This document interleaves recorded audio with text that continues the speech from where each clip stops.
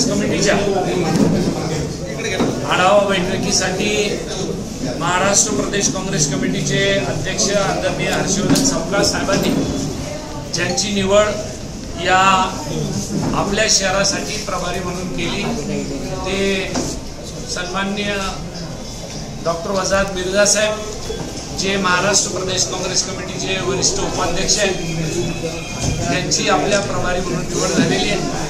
त्याचबरोबर प्रत्येक विधानसभा क्षेत्रनिहाय एक प्रभारी प्रदेश काँग्रेस कमिटीकडून देण्यात आलेला आहे। यांच्यासोबत ते सहप्रभारी म्हणून काम करणार आहेत, परंतु त्यांना विधानसभा क्षेत्रनिहाय आवाज नका प्रभारी म्हणून त्यांच्याकडे इंडिपेंडंट एका विधानसभा क्षेत्राचं प्रभारी जबाबदारी दिलेली आहे। त्या विद्याताई पाटील शहर काँग्रेस कमिटीचे पदाधिकारी आले, त्यांनी आपल्या सूचना महानगरपालिकेच्या दृष्टीने ठेवल्या। या बैठकीला आवर्जून उपस्थित असलेले प्रदेश काँग्रेसचे सर्व पदाधिकारी ज्याच्यामध्ये ॲडव्होकेट सय्यद अक्रम आहे, डॉक्टर जितेंद्र बियाणे आहे, त्याचबरोबर डॉक्टर जफर साहेब आहे, आमचे प्राध्यापक देशमुख साहेब आहे, अशोक डोळस आहे आणि जिल्हा काँग्रेस कमिटीचे अध्यक्ष किरण पाटील डोंगावकर आहे। मी जिल्हा काँग्रेस कमिटी शहर काँग्रेस कमिटीच्या वतीने आपल्या सर्व पत्रकार बांधवाचं या ठिकाणी स्वागत करतो आणि आजची बैठक ही आढावा बैठक यासाठीच होती की येणाऱ्या काळात सुप्रीम कोर्टाने आता आदेश दिलाय की निवडणुका घेण्याचा आणि त्याचा तारखा सुद्धा डिक्लेअर केला की 31 जानेवारीपर्यंत आपण निवडणुका घ्या, यानंतर तुम्हाला मुदतवाढ दिली जाणार नाही। कारण या सरकारचं काही खरं नव्हतं, हे लोक कधी निवडणूक घेतील आणि कधी नाही। मागच्या वेळेला सप्टेंबर महिन्याच्या आत निवडणुका संपवा असं सुद्धा कोर्टाने निर्देश दिले होते। पुन्हा सरकार सुप्रीम कोर्टाकडे गेलं आणि सांगितलं की आम्हाला थोडी मुदत वाढ द्या, पण यावेळेला सुप्रीम कोर्टाने सांगितलं की याच्यानंतर आपल्याला मुदतवाढ दिली जाणार नाही आणि आता लोकल बॉडीच्या सगळ्या निवडणुका घेऊन टाका, म्हणून निवडणुका लागलेल्या आहेत। आणि त्या दृष्टीने नव्याने प्रदेश काँग्रेस कमिटीच्या अध्यक्षांची निवड झाली, त्याच्यानंतर प्रदेश काँग्रेसची कार्यकारिणी तयार झाली आणि नव्याने सगळे पदाधिकारी त्या कार्यकारिणीत आल्यानंतर सगळ्या जिल्ह्याचे प्रभारी आणि विधानसभेचे प्रभारी नव्याने बदलले, ते नव्याने करण्यात आले। म्हणून खऱ्या अर्थाने ही सगळी मंडळी आज आढावा बैठक घ्यायला आली। मग आढावा बैठकीचं स्वरूप काय असावं तर येणाऱ्या काळामध्ये आपल्याला महानगरपालिकेच्या निवडणुकीला सामोरं जायचंय, त्या निवडणुकीच्या दृष्टीने आपण काय केलं पाहिजे। काल रात्री वजाहत भाईने मुद्दाम काही आपल्या जिल्ह्यातले शहरातले प्रमुख पदाधिकाऱ्यांच्या सोबत सुद्धा एक बैठक घेतली, त्यांच्यासोबत सुद्धा चर्चा केली। आजही गांधी भवनामध्ये एक आढावा बैठक कार्यकारिणीच्या दृष्टीने घेण्यात आली, त्याच्यामध्ये हाच आढावा झाला की निवडणुकीला सामोरं कसं गेलं पाहिजे। काही वार्डातल्या लोकांच्या सूचना आल्या, काही प्रभागातल्या लोकांच्या सूचना आल्या आणि काही विधानसभा क्षेत्राच्या प्रमुखांच्या सुद्धा सूचना आल्या। त्या सगळ्या सूचना आमच्या सर्व प्रभारीने या ठिकाणी लिहून घेतल्या की किंवा त्या सगळ्या सूचना याच्यावर काय अंमलबजावणी करायची, या इथून पुढच्या काळामध्ये संघटनेचे काही जबाबदार पदाधिकारी पुन्हा बसतील आणि याच्यावर पुढच्या काळामध्ये काय समित्या केल्या पाहिजे, कशा पद्धतीने पुढे गेलं पाहिजे, काय या शहराची गरज आहे, कोणत्या जनतेच्या जनभावनेवर आपण कोणते मुद्दे घेऊन निवडणुकीला सामोरं गेलं पाहिजे, या साधारणपणे चर्चा आजच्या या आढावा बैठकीमध्ये झालेली आहे। लवकरच आम्ही त्या दृष्टीने लवकरात लवकर बैठका घेऊन आता वार्डाकडे जाऊ, एवढंच आपल्याला या बैठकीच्या निमित्ताने सांगतो। आणि वजाहत भाईंना विनंती करतो की आपण पत्रकार बांधवांना एक प्रश्न आहे, तुम्ही पैठण आणि जिल्ह्या तालुक्यामध्ये दौरा केलेला आहे, या शेतकरी नुकसान झालेले या संदर्भामध्ये तारकाचे घर पाडण्यात आले आणि कमीत कमी 100-200 लोक आंदोलन केलं, पण तिथं तुमचा एक पण पदाधिकारी फिरकला नाही, तिथं रोडवर आला नाही, कसं पाठायचं? तुमचा चष्मा कोणता लावला तुम्हाला माहित नाही तुम्ही त्या दिवशी, परंतु मी स्वतः त्या सगळ्या लोकांच्याकडे भेटून आलेलो आहे। भाऊसाहेब जगताप, अशोक डोळस, तिथले प्रमुख सगळे पदाधिकारी घेऊन आम्ही सगळ्या ठिकाणी फिरलो। तुम्हीच माझा फोटो टाकून पेपरला बातम्या छापले, त्या बातम्याचे कात्रण देऊ इच्छित नाही मी आपल्याला। सर तुम्हाला वाटतं का या म्हणजे या महानगरपालिकेत काय महापौर वगैरे तुमचा 100% वाटते लोकांमध्ये रोष आहे आणि आमचं प्लॅनिंग तसं सुरू आहे. 100% आमची सत्ता येणार. साहेब, कोणताही कार्यक्रम असला काँग्रेसचा तर चर्चा फक्त MIMची होते. MIM एवढी जास्ती घेतली नाही, आज आमची MIM बद्दल चर्चाच नाही झाली. सगळ्या नाही, भाषणामध्ये झाली. भाषणामध्ये ऐकलं सर. असं आहे, आमची लढाई MIMची आहे, भाजपची आहे, NCP अजित पवार गटाची आहे. तर आम्ही चर्चा प्लॅनिंग तर करणारच आहे. असं थोडी शक्य की त्याचं नाव घ्यायचं असं काही बंधन थोडी आहे. आम्हाला आमच्या प्लॅनिंग करायचं आहे. जे चॅलेंज आहे समोर त्याची चर्चा करावीच लागेल ना. नाही, मुस्लिम बहुल वार्डामध्ये MIMचं वर्चस्व आहे. एक मिनिट ही महानगरपालिकेची निवडणूक आहे. जे लोकलला पक्ष काम करत असतील आणि जे आपल्या विरोधात असतील किंवा जनता जनार्दनाच्या विरोधात त्यांचं काम चालू असेल त्या सगळ्याच्या विरोधात पक्षाचा कार्यकर्ता तर आढावा बैठकीमध्ये सूचना करेल ना. एखाद्या ठिकाणी कुठं एखाद्या पक्षाचं प्राबल्य आहे, तिथं आमची लढाई MIMची आहे, इथं आमची लढाई भाजपची, इथं आमची लढाई शिवसेनेचा शिंदे गटाशी, हे तर त्यांनी बोललं पाहिजे ना. हेही नाही बोलणार मग काय बोलायचं.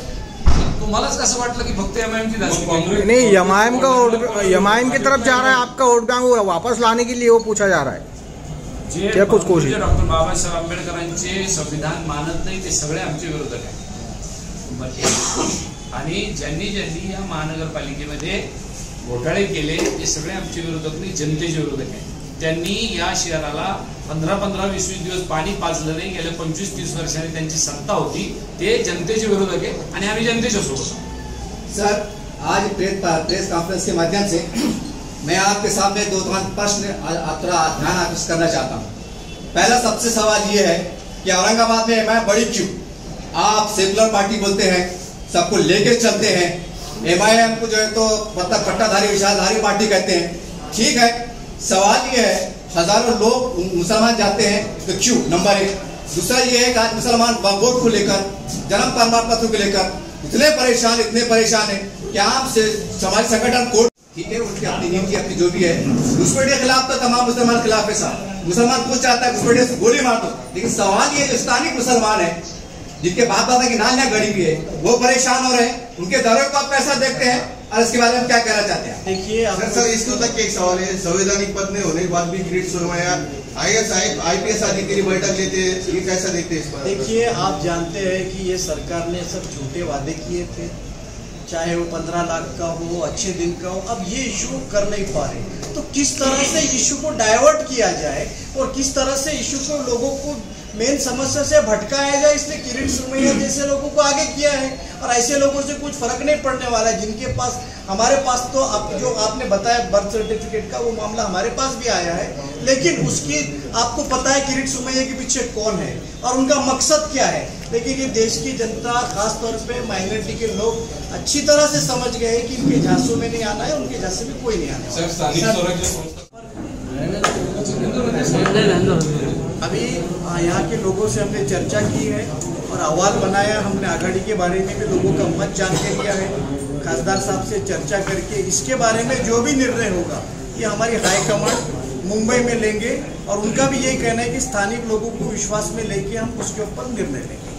कांग्रेस की जो नेता वगैरह है, नवीन मित्र शोधता आहात. भाजपच्या विरोधात लढाईसाठी शिवसेना उभाटा जो गट आहे तो तुम्हाला पुरेसे नाही. उभाटामुळे तुमचं नुकसान होऊ शकतं. तुम्ही नवीन मित्राच्या शोधात आहात असंही एक अहवाल आहे. असं आहे की आमचा प्रयत्न सुरू आहे की भाजपला कोणत्याही प्रकारचं सत्तेत येऊ द्यायचं आणि कॉर्पोरेशनमध्ये असायचा प्रयत्न आहे.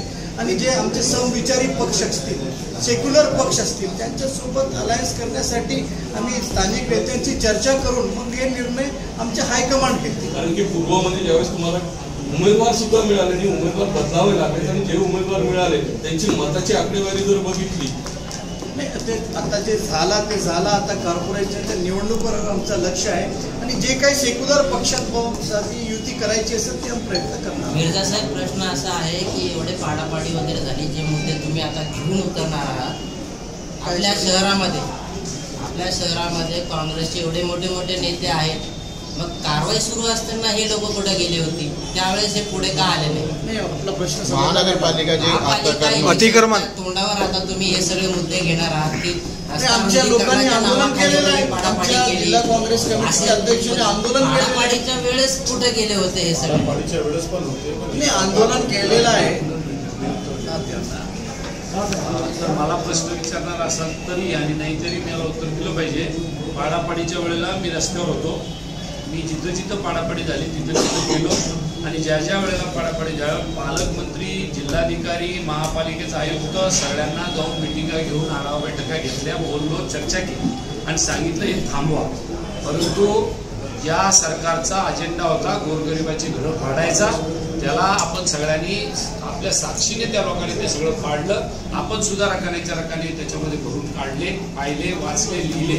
म्हणून मला असं तुमचं म्हणणं 100% खरं नाही की नेते कुठे गेले होते. मी नेता नाही, मी तर कार्यकर्ता आहे.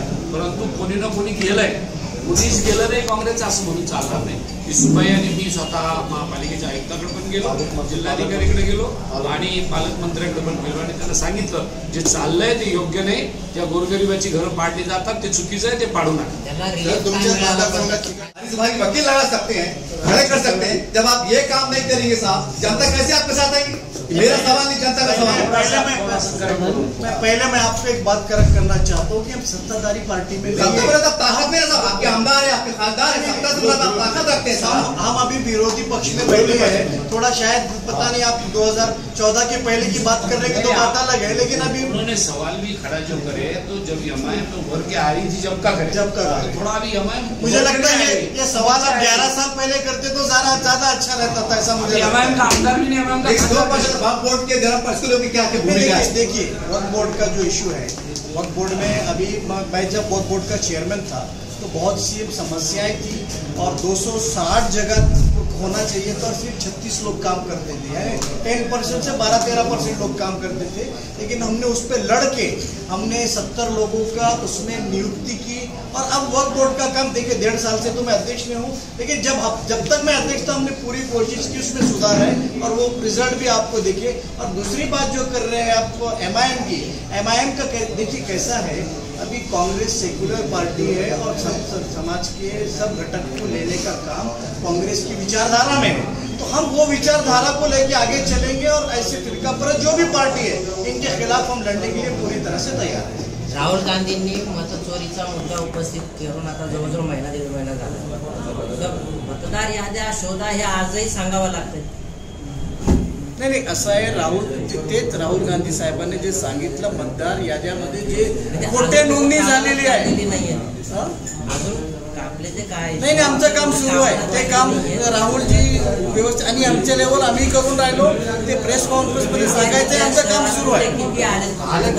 त्याच्यामध्ये काय दिसून आलं, घाटमळ आलं, सुरू आहे, ते सांगतील, आम्ही तुम्हाला सांगतील. सर मेरा एक सवाल है. आज किरण सुप्रिया साहब जो है तो